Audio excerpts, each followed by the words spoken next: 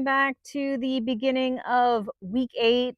It is the end of February, and we here in Habas, France, Southwest, um, were pummeled by Storm Nils, which resulted in a lot of damage.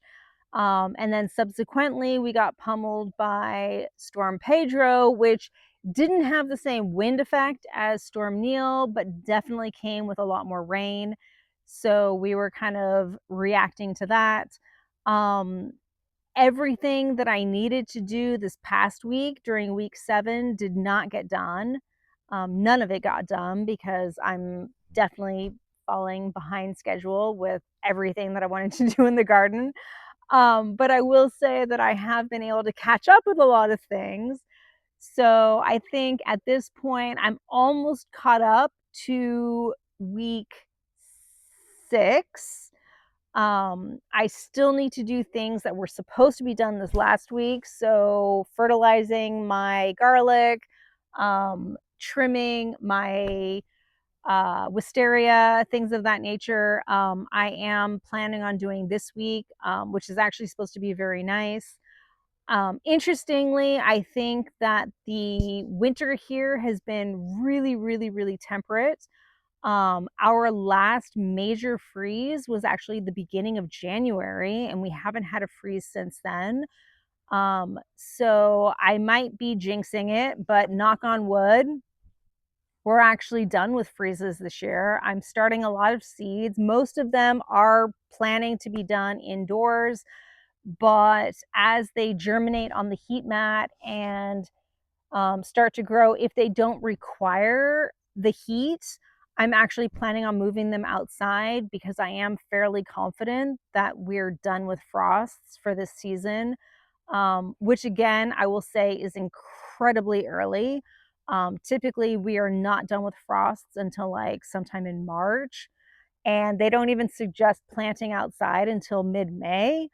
But I'm always trying to like push the envelope and get my plants out as soon as I possibly can. So there's plenty of people who are like, oh no, like do not plant anything out this early. Um, and I'm kind of looking at the weather and I don't see it getting that cold. So I'm thinking about pushing the envelope a bit this season. But let me go ahead and take you around and show you the repairs that we did and the things we have planned and what we're getting into for week 8.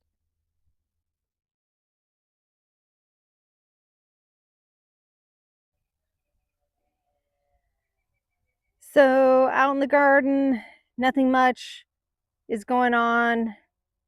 I haven't even been out to really clean much of anything. I will say that I did some basic work on the craziness that is the arch over there. I will show you what's happening with the arch on the chicken coop. The chickens are surviving this windbreak. I'm pretty sure I'm just going to take it out because I actually want the plants over in that area to get more sun. And I'm still waiting on compost, which is kind of my limiting factor at the moment, but I sort of redid this little space here to get some lettuces planted.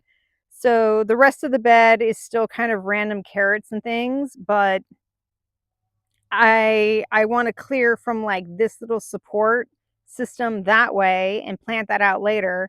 But I did go ahead and plant some sort of like short-term lettuce in that space. The rest of the garden is pretty much as it always has been. The garlic definitely needs some work. We do have rust. So if I come down here, these little orange things are all the fungal spores for rust. Definitely not good. So I need to get out here and clean that up, trim it up, and hope for the best. That is also affecting the bed here. Like if I come here, you can see like there's some very, very definite rust there. So with the humidity, rust is just one of those things that I have to deal with every single year. So I'm still trying to figure out how best to figure that out. This bed is going to be brassicas. That bed is our leeks primarily, and I'm going to probably do tomatoes in the very back over there. This is going to be legumes, so beans, peas, and things like that. This is garlic, and I think this area over here is probably going to end up being like peppers and aubergines or something of that description. This is mainly going to be the salad bar. So the carrots are going to migrate over to like root row, which is going to be on the other side of the chicken area. But I want to start planting mainly lettuces here. And that's because we haven't topped this tree yet. So the tree does cast shade here, which isn't bad for lettuces, but it's pretty much bad for everything else. This is more garlic. Not sure if I'm going to plant anything in that space there. I do have a rhubarb coming back over here, which is kind of cool because I really like rhubarb, and the liquor I made from rhubarb was amazing last year. So I'm hoping to do that again. My mint collection are in the pots around here. The other rhubarb that was over here does not show any signs of coming back. I have a feeling it won't. But we'll see. I'm going to give it a little bit more time. And again, I have more mint growing around here. I do have this one tree kale that's growing there. I had originally planted a bunch along here, but that's the only one that took. I have more down in my seedling space, my outdoor seedling space. So I'm hoping to plant more along here, but we'll see what happens. I'm waiting. This is my asparagus bed, and it did really well last year. And everything that I read said like I should be starting to see asparagus or signs of life here, which unfortunately I'm not. So I'm still cautiously optimistic that they didn't die, but we'll see. So I'm monitoring the asparagus bed for signs of life. Things like my passion fruit over there, I think it's still alive. I just need to trim off everything that died. The same goes to a lot of my citrus in the chicken area. I did not cover my orange because for whatever reason, I thought that it didn't need covering. I thought it was a lot hardier than it was, and apparently it's not. I might throw in a photo, but basically it's completely lost its leaves, and I really don't know if it's even going to make it. I did plant some potato onions over there with the parsley, and then these are like the wild chives that are going, and the space over here is empty. These are sucrine lettuces that I had bought and just planted before the winter, and nothing really happened except for now our Persephone period has ended, so they are starting to finally put on some life, because we're getting more than 10 hours of sunshine, and that is what the plants need to do any growth whatsoever. So being out of our Persephone period is super awesome. We've been harvesting the last of the leeks for eating. So that's providing some food. These are my walking onions that I think I need to transplant somewhere else, because I'd actually like to have annuals growing all the way up to this arch here. And over there, it looks like I have some sort of like probably a perennial leek. So I'm not exactly sure where I'm going to move my walking onions, but I think they need to be relocated. Francis is going to build some sort of replacement arch, but in the meantime, I've managed to get this sort of at least in a situation where I can walk through it. So I'm happy about that. things happening out here. Strawberries have died back. It's on my list to clean those up. The orchard is actually really neat. I'm not sure if any of these first ones have anything, but you can see like my balking is coming back, which is always appreciated. And I planted daffodils, and here you can see they're actually starting to break through. So if I were to take you further down through the orchard, I do have more of these pretty much all the way down with all the daffodils that I planted. So that's super exciting. And then to this week, I actually went through and seeded some other just general flowers around these mounds. So we'll kind of see what happens with those. Inside in the seedling area, I got myself a new set of shelves, and I'm still experimenting with how exactly to mount the lights. But basically, this shelf and this shelf will be for seedlings. The top shelves up there will be for storage. And then I have my curtains that I was able to add to these shelves, and then that will be for kind of like just random stuff that I'm storing. I also have this little makeshift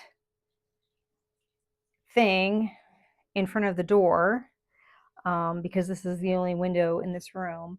And I have some of my seedlings started. So there's like onions and leeks up here. These, I think I'll actually move outside because I think we're done with frost. I might be jinxing it, but we'll see. And things down here are things.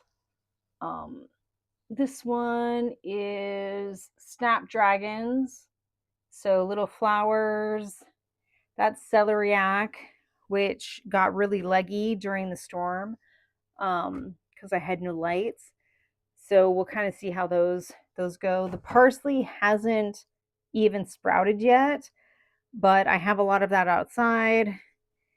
And mint is happening here with also a little rogue brassica that we're just going to wait and see. Up here on the heat mat, I have my passion fruits, which have yet to do anything. So we'll see what happens with those. I have pansies in here, which also have not sprouted, but in here, I have my eggplants, which I started a little while ago, and they are definitely growing. So I need to actually get them out of this cloche and into some light so they don't get so leggy. Like those ones back there are already pretty leggy. So I'll do something with those, and I'll show you what's happening out in the seed starting area. Out in my seedling space, we have stuff going on. So I made a new batch of seedling soil that is with the things that I set up here. So I did spend some time sifting fine perlite and fine vermiculite. And then I also use the worm casings that are in there. And I have a tub down there with coca coir. So my seedling mix is a blend of coca coir, fine perlite, fine vermiculite, and worm casings. And it creates this nice, like super fluffy soil that I like to use.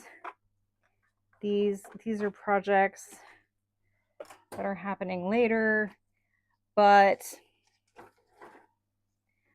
basically I have my little like setup here. Unfortunately, I've done so many seedlings inside, and these are the ones that I started this week, that I'm actually out. I'm completely out of these little like module trays that I have.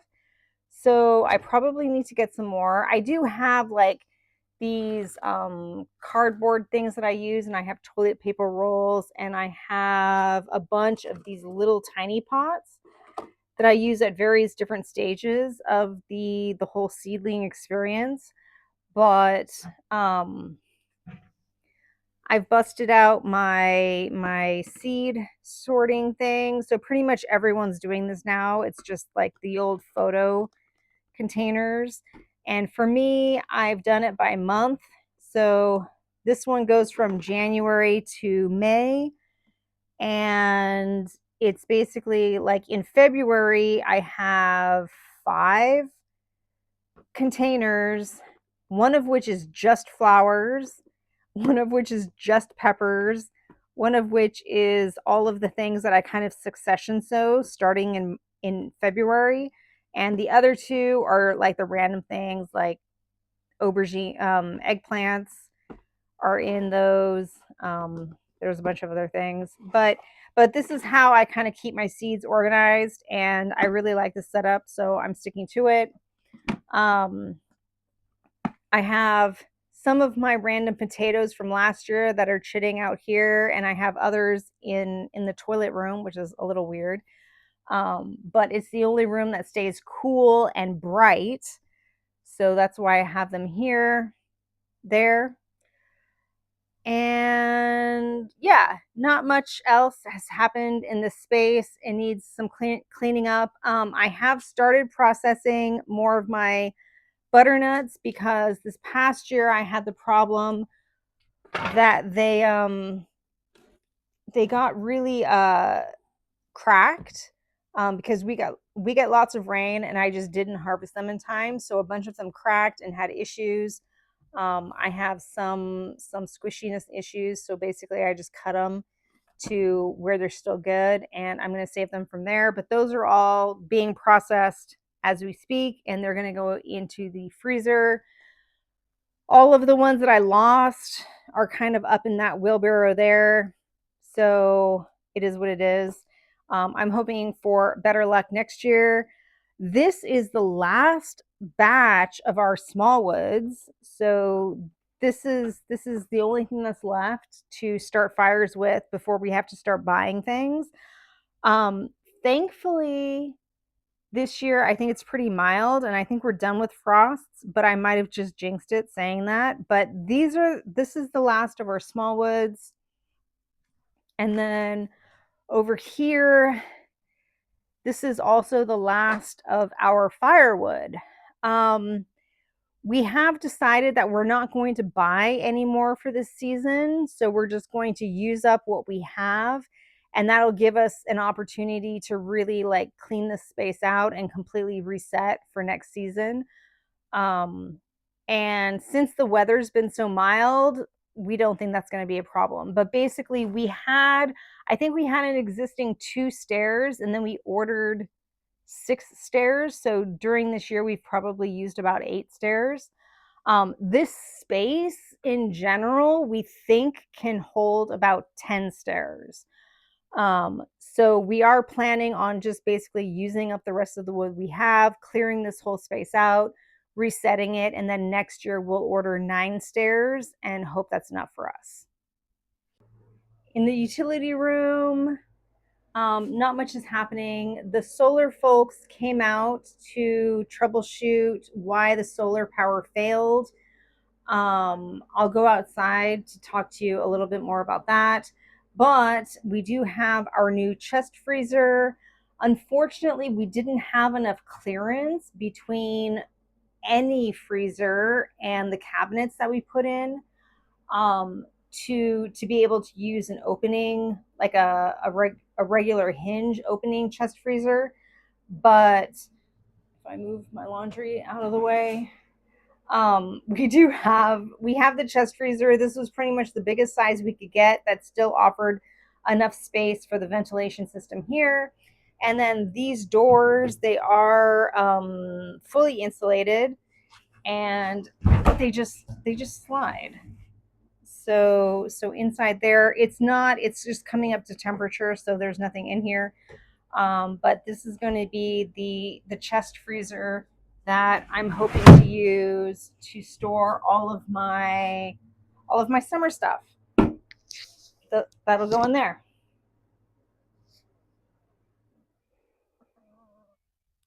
So a lot of this week was actually spent working in the chicken space. These are the three that are the most social. Miss Gray is out there. She's there. She's a little bit more timid than the rest of them. So several things happened in this space. One, with Storm Nils, we lost our tarp. We actually lost this arch as well. I think I showed photos last week. However, Francis went through and did fix it. So it's sort of hard to see in the light that we have. But up here, this is actually a metal bar that he forged to fit into the old tube and the new tube. And he's done that, woohoo, I'm stuck. He's done that multiple spots. So over here, we have another one. And basically the tube goes to about there. And then it switches to his iron bar that he created in this space here, which then hooks into the tube that's here. And he did another one down here, which I come in. You can actually see that a little bit more because it's starting to get rusted. He did warn me that the places that he repaired with the iron are going to rust over time. But honestly, it doesn't look that bad. I'm actually really impressed with it. And it keeps the arch, and it means that it's still safe for the chickens, and I don't have to worry about it. The place that I bought this whole structure from was really, really, really annoying and basically like completely unwilling to help me. So I will say that is the last time that I am buying anything from that particular seller. And yeah, so Francis fixed that. I'm super happy with it. I think I also mentioned that we were having rain infiltrating their coop. So I had put this sort of makeshift thing. This originally was down here and it wasn't really doing anything. I thought that the wind was coming in from their door, which is why I put it here, because obviously it now covers the door, but it was still getting wet. So I decided that maybe the infiltration is actually coming because if I come under this whole thing, this is where the pan is. So in this coop, if I lift up this, so I put this piece of plastic as sort of a rain barrier. And this is the tray where if I come into their space, their sand tray is based on this thing here. So with the flappy, I can still get into their tray to clean it, wash it, do whatever I do, clean it, wash it in there. It's still completely accessible, but this creates like a rain barrier so that the rain isn't going through this little crack here, which I think is what was causing all the moisture inside their space. So fingers crossed that works better than my little jury rig thing up here. My fans, I mean, this is blocked now, but they're still not working because ultimately they were hooked up to a solar panel which used to live here and got sheared off by the winds. I cannot fix that, so I do have a replacement on order, and I'll set that up as soon as it arrives. The fix that I created down here was actually completely based on the fact that this coop originally comes with this little plastic thing, which is designed to keep moisture out of their out of their egg nests. So if I come in here, you can see like that's their nesting space. And to keep their nesting space nice and dry, this thing was added as basically a seal so that the water can run right off. So that's what's happening there. I did get another door to add to this little door. So this one opens up automatically based on a timer that I set. It can also be solar powered, but I noticed that it was like opening too early or opening too late, closing too late, like whatever. It was having issues, so timer's best, even though it is solar powered, and its solar thing is up here, which I need to turn around because it got flipped over. But it is solar powered. It's working really, really well. The other one that I got for this door is a lot cheaper. It's battery operated, not solar power. But I will eventually open up a space because since I'm a night owl and I stay up till between midnight and 2 a.m., I am not up early in the morning to open up the space for them. And I feel bad because the sun is starting to come out early. And you can see they really like having access to the rest of their space. So rather than relying on me, I'm hoping to set up a little space, a little door, and that will give them access to the outside when I'm still sleeping. So I think that's basically it for this week. I will point out that the field's way over there, and if I zoom in, whoo, I can kind of show you all the pretty yellow flowers. That's all mustard. They're growing mustard in that field. Interestingly, they're growing fava beans in this field, which I completely understand because fava beans are nitrogen fixing, and so it basically helps fertilize their field before they plant in it. I don't really understand the mustard. I'll have to look into that. What is happening for this week? This week, I need to prune. I need to prune a lot of stuff. I need to prune all the random raspberries and blackberries that are knocking about the place. I also need to prune the wisteria that's growing over the carport. I need to fertilize things, so I know I need to fertilize my garlic. I really, really, really need to harass Francis to order me mulch. Order the compost, because right now the compost is definitely my limiting factor. There's a ton of things that I actually need to plant out in the potager that I can't because you saw that the soil has compacted and basically settled so much that I do need to replace, like I need to refill it with compost, and I'm out of compost. So that's huge, and I'm hoping that will happen this week if all goes well. Signs of spring are absolutely happening. So these are my honeyberries. They are absolutely starting to wake up. I was actually concerned that I had lost these. They looked so dead at the end of last year. And they really didn't do much last year. And then I read that a lot of these perennials have a sleep, creep, and then leap. Sleep, creep, leap. So the first year you plant them, they don't do anything. They look basically dead and you think you failed. And then the second year they come back and they sort of creep a little. So I'm not expecting much this year because this would be their second year in the ground.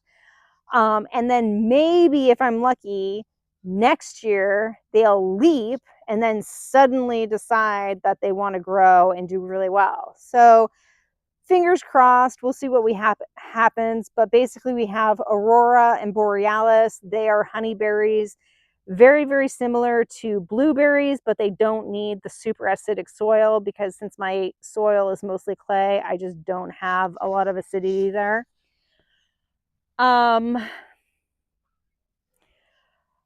Still waiting for things in the orchard to do their thing. I did prune the ones, the apples and the pears way down there. They got pruned, but the cherries and the plums, I'm waiting because that's what the internet told me to do.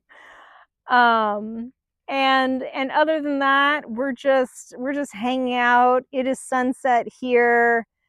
There is not much more to update you on. At least at the moment. There may be more things that I need to share as things develop next week. But yeah, for the time being, everyone here is great. Things are shaping up after the storm. I'm doing cleanup.